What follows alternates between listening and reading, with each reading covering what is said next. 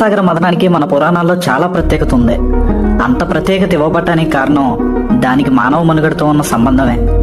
సాగర మదనంలో బయటపడిన ప్రతి పాత్ర మన జీవితానికి రిలేట్ అయి ఉంటుంది. అంత ప్రాముఖ్యత ఉన్న సాగర మదనం గురించి, దాంతో మన జీవితానికి ఉన్న సంబంధం గురించి మనం ఈ వీడియోలో తెలుసుకుందాం.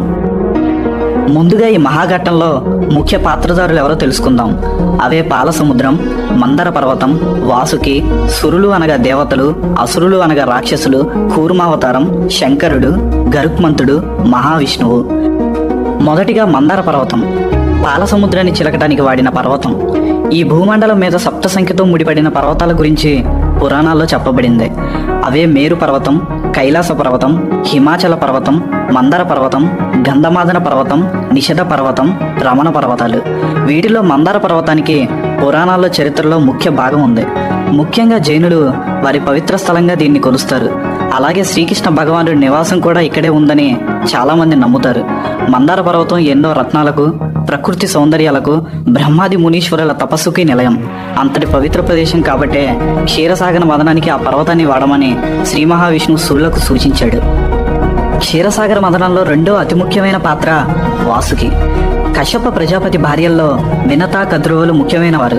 అందులో వినతకు గరుత్మంతుడు, అనూరుడు అని ఇద్దరు కుమారులు జన్మిస్తారు.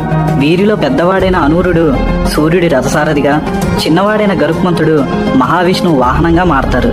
ఇక రెండో భార్య కద్రువకు 1000 మంది సర్పాలు సంతానంగా కలుగుతారు. వీరిలో పెద్దవాడైన ఆదిశేషుడు మహావిష్ణువు పాన్పుగాను, రెండో వాడైన వాసుకి పరమేశ్వరుడి కంఠమాలగాను మారతారు.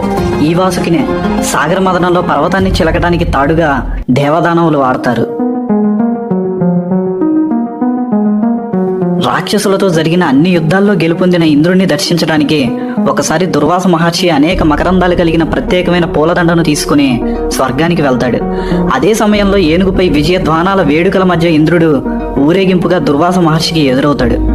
మహర్షిని చూసి కూడా గెలుపు, ఆధిపత్య గర్వంతో ఉన్న ఇంద్రుడు ఏనుగు దిక్కుండా దుర్వాస మహర్షికి నమస్కరించకుండా తనకేం పట్టనట్టుంటాడు.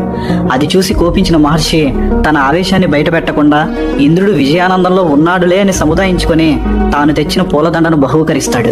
ఇంద్రుడు దాన్ని ఏనుగు తొండంతో తీసుకొని దాని కుంభస్థలం మీదే అలంకరిస్తాడు. కానీ ఆ పూల మకరందానికి వచ్చిన తుమ్మెదలు ఏనుగుని చాలా ఇబ్బంది పెడతాయి. ఇక ఏనుగు ఆ ఇబ్బందులను భరించలేక ఆ పూలదండను తీసి నేలకేసి కొట్టి నాశనం చేస్తుంది.